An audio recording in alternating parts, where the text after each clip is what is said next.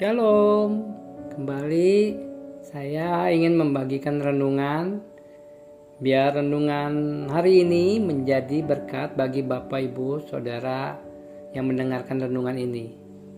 Renungan hari ini saya ambil dari Kisah Para Rasul 8 ayatnya yang kelima, ke-7 dan ke-12. Demikian firman Tuhan. Dan Filipus pergi ke suatu kota di Samaria dan memberitakan Mesias kepada orang-orang di situ. Sebab dari banyak orang yang kerasukan roh jahat, ini ayat ke-7, keluar roh itu sambil berseru dengan suara keras, dan banyak juga orang lumpuh dan orang timpang yang disembuhkan.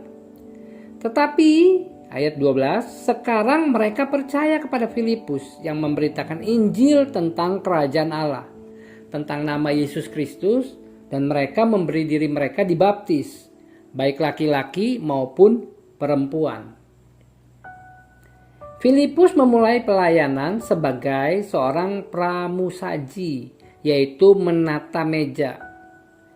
Jadi saya pikir kita dapat menempatkan diri di posisi seperti Filipus.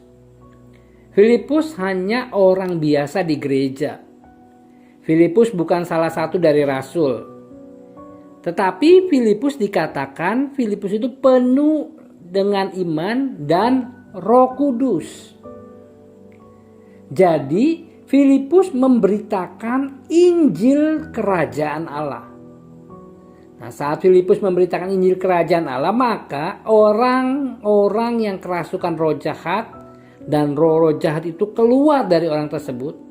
Orang yang lumpuh dan orang yang timpang pun disembuhkan. Karena apa? Karena Filipus memberitakan Injil kerajaan Allah. Jadi kita pun memiliki kuasa yang sama, urapan yang sama, kemampuan yang sama. Karena apa? Karena pribadi yang lebih besar, yaitu Yesus Kristus, hidup di dalam kita. Namun karena alasan tertentu kita telah memisahkan ini. Dan alasannya karena kesembuhan itu kasat mata atau bisa dilihat dengan mata. Kita merasa jauh lebih nyaman untuk membicarakan hal yang tidak kelihatan. Tetapi ketika menyangkut hal yang kelihatan, maka kita mundur dan kita berkata, bagaimana jika itu tidak terjadi?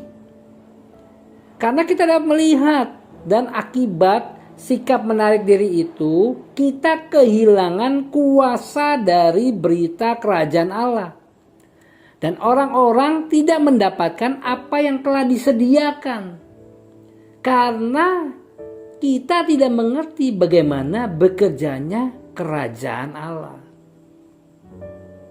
Jadi berita kerajaan Allah adalah untuk roh, jiwa, dan tubuh. Bukan hanya untuk roh kita saja. Berita kerajaan Allah adalah sebuah berita kesembuhan bagi roh, jiwa, dan tubuh kita. Demikian renungan hari ini. Tuhan Yesus memberkati.